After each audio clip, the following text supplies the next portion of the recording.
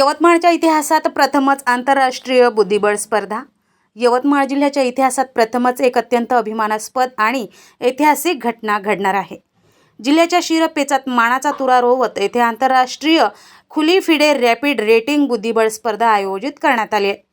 ही भव्य एक दिवसीय स्पर्धा येत्या 14 डिसेंबर 2026 रोजी पोद्दार इंटरनॅशनल स्कूल यवतमाळ येथे पार पडणार आहे। बक्षीस निधी स्पर्धेसाठी एकूण 29,80,000 इतका भव्य बक्षीस निधी ठेवण्यात आलाय। एकूण 150 आकर्षक पारितोषिके आणि ट्रॉफीज देण्यात येणार आहे। पहिले बक्षीस 1,41,000, दुसरे बक्षीस 1,24,000 आणि तिसरे बक्षीस 1,14,000। बेस्ट यवतमाळ प्लेयर आणि अंडर 7 ते अंडर 15 वयोगटांसाठी स्वतंत्र आकर्षक बक्षिसांची तरतूद करण्यात आली आहे। ही स्पर्धा पोद्दार प्रेप दर्डानगर आणि पोद्दार इंटरनॅशनल स्कूल यवतमाळ यांच्या संयुक्त विद्यमाने आयोजित केली जात आहे। आंतरराष्ट्रीय दर्जाचे बुद्धिबळपटू आणि कुशल आयोजक श्रेयश निकम यांच्या पुढाकाराने यवतमाळला ही आंतरराष्ट्रीय स्पर्धा आयोजित करण्याचा बहुमान मिळालेला आहे। महाराष्ट्र बुद्धिबळ संघटना MCA आणि अखिल भारतीय बुद्धिबळ महासंघ AICF यांच्या अधिकृत मान्यता प्राप्त झाली आहे। या आयोजनात ॲडव्होकेट जीवन पाटील अध्यक्ष, YDCA मोहन केळापुरे सचिव, गिरीश जोशी उपाध्यक्ष, विवेक बोगावार संयुक्त सचिव आणि अरविंद गाबडा सदस्य यांचे विशेष मार्गदर्शन लाभले। आयोजक श्रेयश निकम यांनी या निमित्ताने आपली भावना व्यक्त करताना सांगितले की यवतमाळमधील प्रत्येक खेळाडूंना आंतरराष्ट्रीय स्तरावर खेळण्याची प्रेरणा मिळावी आणि जिल्ह्यातून नवे बुद्धिबळपटू घडावेत, हा या स्पर्धेचा मुख्य उद्देश आहे। महाराष्ट्र बुद्धिबळ संघटनेचे सचिव निरंजन गोडबोले आणि जॉईंट सेक्रेटरी अंकुश रक्ताळे यांनी या भव्य उपक्रमासाठी शुभेच्छा दिल्या।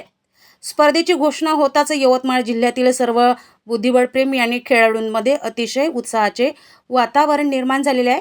ही स्पर्धा जिल्ह्यातील सर्व खेळाडूंना आंतरराष्ट्रीय दर्जाची स्पर्धा अनुभवण्याची सुवर्ण संधी म्हणून पाहिली जात आहे। थोडंसं मध्यंतरी काळात सुस्तावस्था आली होती, परंतु आता नव्या धडाडीचे श्रेयश निकम झालं, गाबडा झाला, यांनी एक हिमतीने एक मोठी टुर्नामेंट आयोजित केली होती। त्याही स्पर्धेला खूप चांगला प्रतिसाद मिळाला आणि हे सर्व आपल्या सहकार्यानेच मिळालं। आपण वेळोवेळी जे काही बातमी त्याचं संकलन वर्तमानपत्रात जाहीर करतात, त्याचा हा परिणाम असतो। त्या श्रेयश निकमने यावेळेस एवढी मोठी झेप घेतली की आम्हाला काही वेळ थोडंसं आश्चर्याचाच धक्का बसला, कारण ही इंटरनॅशनल रॅपिड टुर्नामेंट आहे, ही सहसा आली अशी मिळत नाही। तर त्याच्यासाठी AICF जे आहे इंटरनॅशनल चेस असोसिएशन, त्यांची परमिशन घ्यावं लागते। त्याचबरोबर आपलं महाराष्ट्र चेस असोसिएशन आहे, त्याचीसुद्धा त्याला संमती घ्यावी लागते आणि त्याची एक फी मॅनेज करतात। तर ती फीसुद्धा त्यांनी भरलेली आहे, मला वाटते 30 ते 40,000 देखील फी भरली आहे जास्त। तर हा सर्व गोष्टीतून श्रेयसने धडाक्याने हे पाऊल टाकलेलं आहे। आम्ही त्याचं खूप खूप कौतुक करतो आहे आणि त्याच्या या इच्छेला सर्व खेळाडू चांगली प्रतिसाद देईल आणि या स्पर्धा उत्कृष्टतेने होईल आणि यवतमाळचं नाव पूर्ण महाराष्ट्रात पोहोचेल। आपल्या शाळेत आपण चांगल्या पद्धतीने त्याचं आयोजन करण्याचा प्रयत्न करणार आहोत। श्रेयस निकम हे स्वतः चेस प्लेयर आहेत आणि त्यांच्या स्वतःच्या पुढाकाराने ही टुर्नामेंट आपण इथे शाळेमध्ये आपल्या यवतमाळमध्येही घेतो आहे।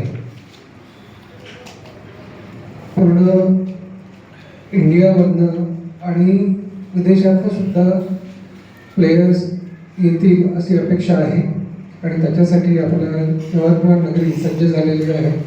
सरांनी सर्व हॉटेल्समध्ये इंटिमेशन दिलेलं आहे। आपण सगळ्यात कमीत कमी ठेवलेली आहे 750 रुपीजमध्ये, जे मुलं खेळू शकतात। आणि आमचे ध्येय एकच आहे की यवतमाळातलं पण इंटरनॅशनल चेस प्लेयर अधिकाधिक वाढतील, ग्रँडमास्टर वाढतील।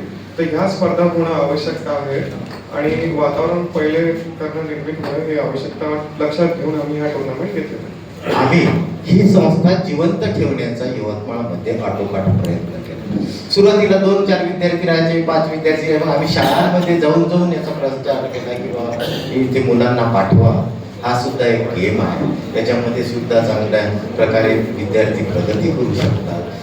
काही ठिकाणी तर आम्ही स्वतःच्या खर्चाने तिथे चेसबोर्ड नेऊन दिले की जेणेकरून तिथल्या शाळेतल्या मुलांना ते समजावून सांगता आलं पाहिजे. शासनाच्या दप्तरी आम्ही अनेक वेळा प्रयत्न केले, पण आम्ही असफल राहिलो. आर्थिक सहाय्य मिळाले नाही. संजय देशमुख ज्यावेळेस कलेक्टर होते, ते आमचे मित्र होते, त्यांनी काही सहकार्य मला मित्रवचनाने त्या काळात या संघटनेकरिता केलेले होते. आणि आता श्रेयस निकम यांनी ही तुला सांभाळली आणि त्याचा आग्रह होता की मी हे सगळं करतो. आता ही इतक्या मोठ्या प्रमाणावर आयोजन होईल याची आम्हाला वाटलं नाही, कल्पनाही आम्ही केली नाही. पहिल्यांदाच यवतमाळ जिल्ह्यामध्ये आंतरराष्ट्रीय फुले बुद्धिबळ स्पर्धेचं आयोजन करण्यात येत आहे.